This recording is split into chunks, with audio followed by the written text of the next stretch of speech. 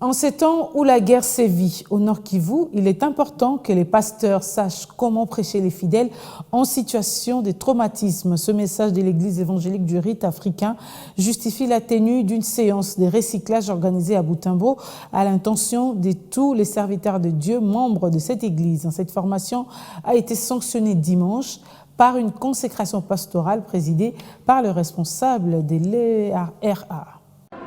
Au total, ils sont 45 nouveaux révérends pasteurs qui ont été consacrés. À cela s'ajoutent 6 serviteurs de Dieu élevés au rang de vicaires généraux et 7 autres ordonnés évêques. La cérémonie s'est déroulée à Butembo, précisément à Jérusalem de Katouabukaka, siège social et patriarcat de l'église évangélique du rite africain ERA. Les lauréats du jour ont promis travailler pour l'Église et consacrer le reste de leur vie pour le Christ. Présent à la manifestation, Monseigneur Patriarche El Shamir Kaloa et Josué, représentant légal de ERA, a pris acte du serment de ce nouveau serviteur de Dieu.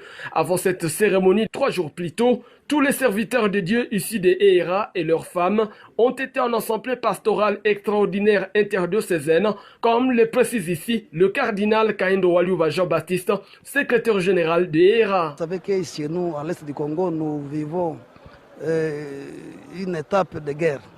Nous avons des diocèses, nous avons des paroisses fermées. Bon, nous avons des pasteurs qui n'ont plus de paroisses.